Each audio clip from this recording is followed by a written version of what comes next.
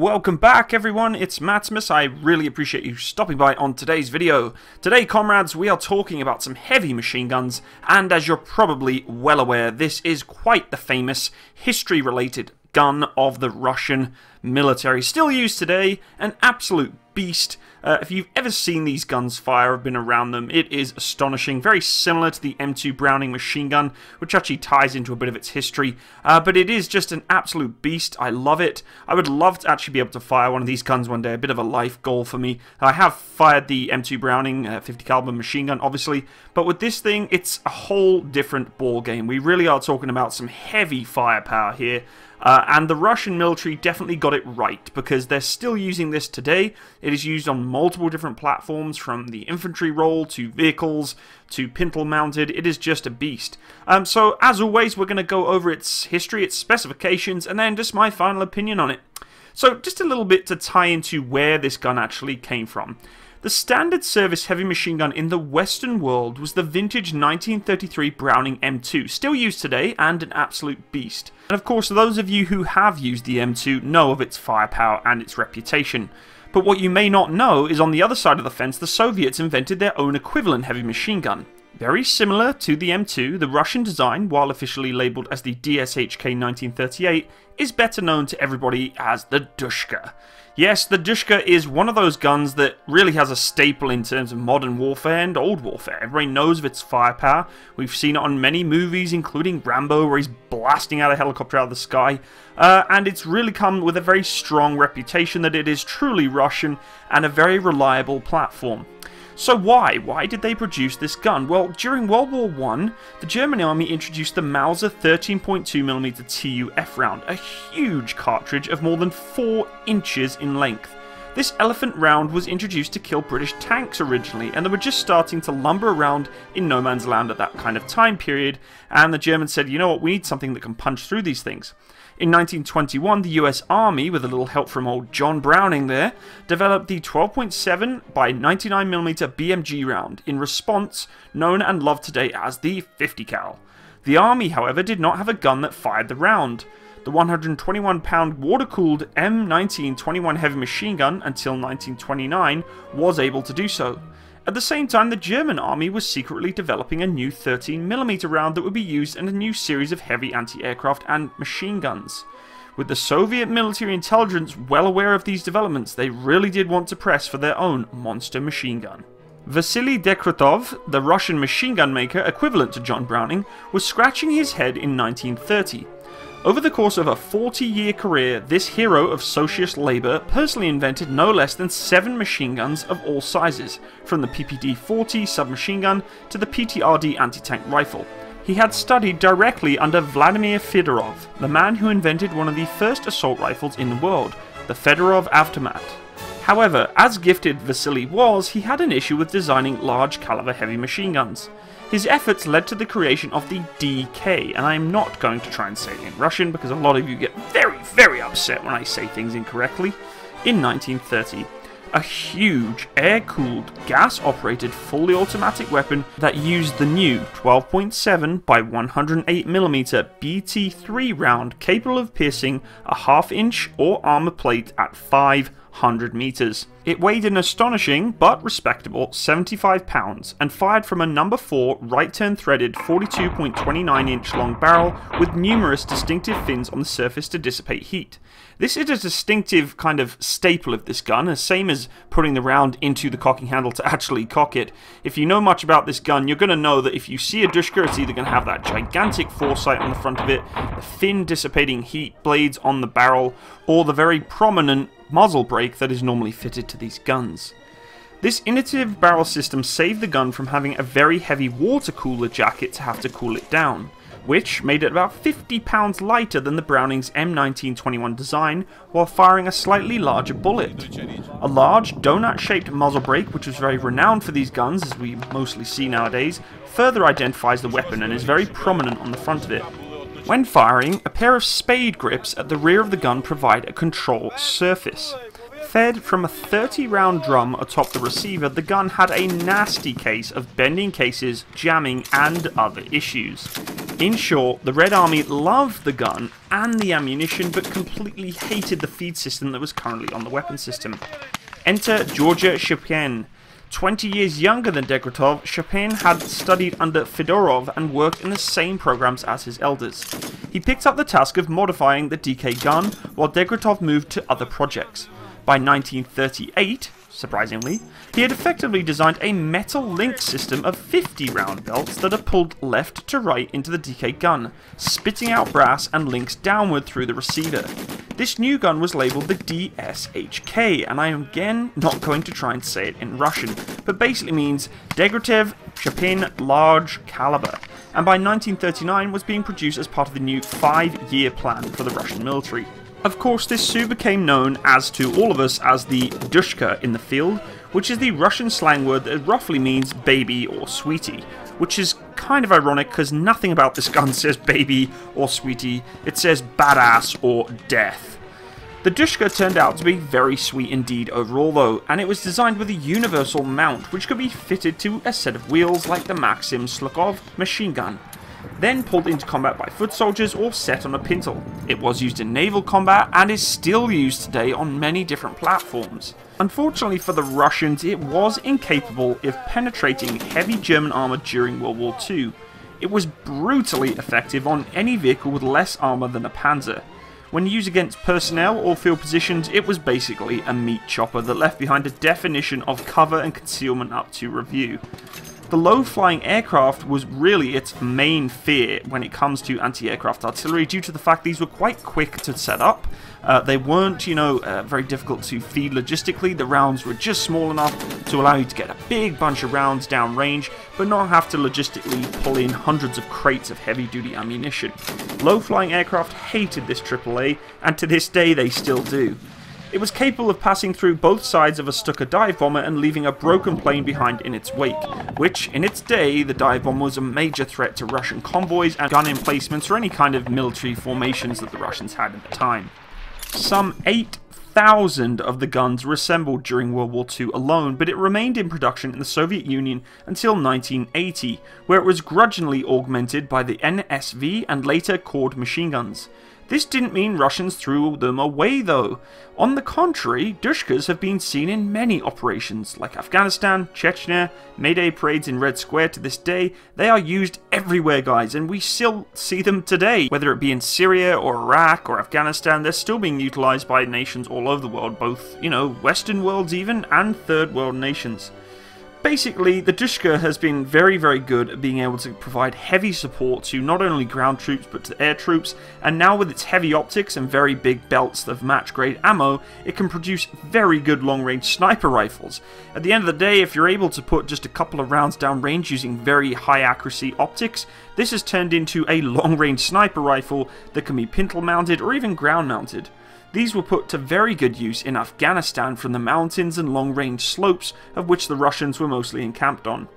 The Soviets were great believers of arming like-minded friends and influencing communism around the world with shiploads of free guns, and these were some of those guns that were sent to them. This usually meant that if you could spell the word CCCP, then odds were you could secure your own country's Dashkas. During the Cold War, this was very apparent. These guns showed up hard in Korea, Vietnam, Angola, and Somalia, and just about every other third world exotic locale with a toe in the socialist pool. Ironically, and on more of one occasion, the Soviets actually found themselves on the wrong side of their own guns, with the big gun being a favourite of the Mujahideen in Afghanistan. China, Poland, and Yugoslavia in the past, and even Iran and North Korea today, continue to manufacture the gun new, so that you can bet the last Dashka's grandfather has yet to be born. This gun will be in service so much longer than we can ever expect, I guarantee you. It has a lot of history left for it, just like the M2 Browning does. In terms of collectability today, these guns are definitely very popular for those who want them. With the end of the Cold War in the early 1990s, Dashkas were being sold off cheap to pretty much every enterprising arms brokers worldwide. I won't lie, I would sell my kidney to own one of these, or just to fire a few rounds from it. Just so you're aware, guys, and if you haven't checked out my previous video, I will be getting the C7 Canadian AR-15 rifle. You guys put a massive shout out to get that done, so I'm actually going to go through and buy it. So stand by for that coming up in the future, but honestly, if I could actually own one of these guns, it would be amazing. There are a lot of guns out there that are actually being upgraded and changed to a 50 caliber design and kind of transferred and upgraded to use in the United States and other parts of the world. There are centerfire systems that actually sell these part kits. They allowed them to be used for as low as about $400. In 2007, a lot of these kits were floating around, and you could actually upgrade your gun to 550 cal rounds instead of having to produce the 12.7mm that a lot of them use. Since then, however, the price has been inching up, and if you would be very lucky to find one of those things today for 3 times that amount in any condition. The main problem with building these kind of guns is really they're very difficult to set over to semi-auto or non-functioning. And the 12.7mm Soviet metal links and rounds on the market here are very, very rare. The ammo, when it's available, is typically to about $10 a pop when loaded, which is just insane. I mean, if you're wanting to shoot these things recreationally, good luck, and I hope you have a lot of money. We all know that the 12.7mm round is extremely powerful. I mean, in terms of its capabilities, it can do some serious damage. You upgrade some of those rounds to armored piercing, you're really going to be able to punch through some serious armor. At the end of the day, though, it's not really designed to knock out armor. It's there to just annihilate infantry and potential air targets. I have a lot, and I mean this, a lot of respect for this gun. Honestly, I'm sure at some point during Afghanistan we did get engaged with weapon systems like this. I know they used to post them up in the mountains there in Kandahar, and they'd try and put a few lucky pop shots at aircraft trying to fly out the airport and stuff. Very rare, I think they ever did, but in terms of fire support, this ticks every single box. Very similar to the M2 Browning. We see it on almost every Russian vehicle too. You see these sort of weapon platforms placed on them. More recently, we're seeing them obviously in Syria. They're just covered in, you know, controversy with these guns. They're all over the place by, you know, rebels and terrorists using them. The reputation does quite heavily with, you know, terrorism when you see these guns. But at the end of the day, there are many countries out there that are using the gun in the Western world and have a lot of respect for it too. So we can't give it too much of a hard time in saying, well, this gun's used to kill people and from, you know, the Western world or whatever it may be in terrorism. There are many countries out there still utilizing and training with it today that are very proud to own it and utilize it, and good for them. I know Ukraine and Poland, as you're seeing right here, are putting a lot of good use to this weapons platform.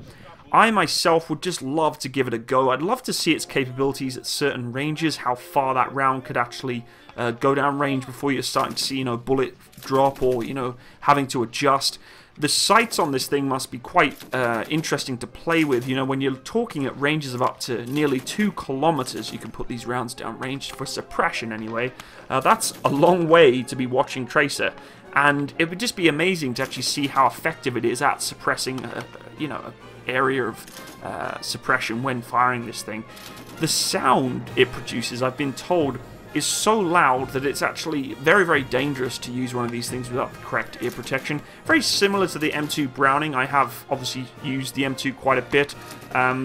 We call it the HMG in the British Army, but it's this is a whole new ball game. I mean, we're talking about a huge gun here. The guns that these Ukrainians and Polish soldiers are using right now have an even bigger muzzle brake on it. If you know anything about muzzle brakes, or flash hiders for the most part, they will really send that blast wave straight back at you if they're angled, if the ports are angled towards you. These ones look like they're really ported towards the rear, and it looks savage being behind one of them. As you can see, it's just kicking up dust and dirt everywhere. I'm not too sure why they've made such a random muzzle brake on this thing. One of the trademarks I love of this gun, honestly, is the fact that you can cock it using empty brass or one of the live rounds. That is just epic. I don't quite understand why they didn't just weld a steel cocking handle on there, but it kind of adds to the image of this gun just being badass. The only way you can really truly cock it is by putting your own empty brass or round in there. I just think that's brilliant. I would also really enjoy seeing this thing being placed in an anti-aircraft role and seeing how effective it is, you know, the muzzle velocity of this gun, seeing what it can actually do in tracking a target as it flies through the sky and how well those rounds are able to actually engage aerial targets. Of course, we're looking at very low-flying aircraft. Nowadays, these guns are probably more effective at knocking down drones than they are, you know, sort of low-flying attack, close air support aircraft. Of course, one of the biggest threats for helicopters would be this kind of gun.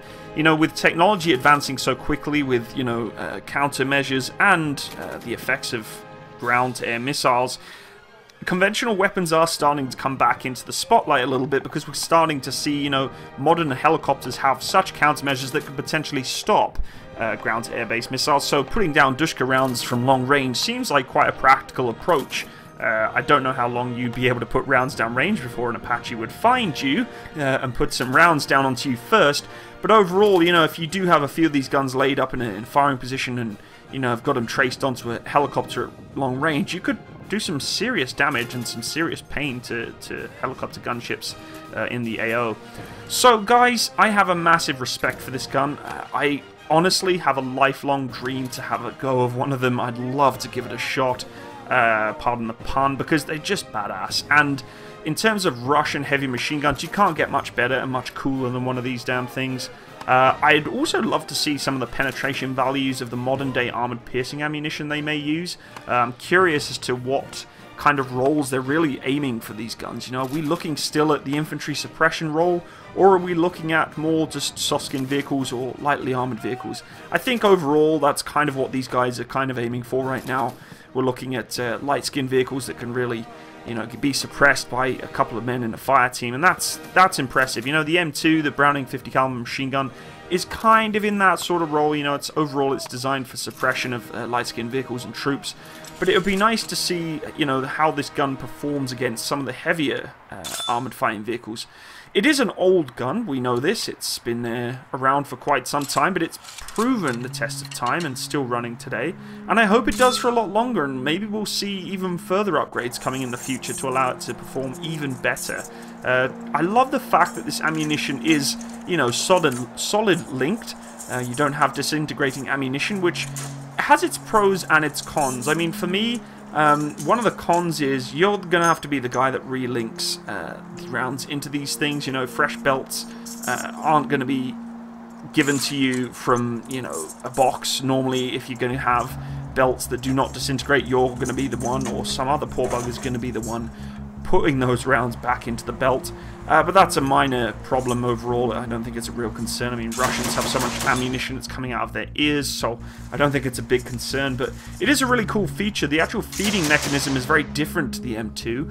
And I honestly would love to see the way that they could upgrade this in the future, whether or not they're going to go for a bigger round. You know, maybe it's a possibility they could improve it even better with a bigger ammunition, who knows. But as you can see here, with using that bullet to cock it open, I just think it looks amazing.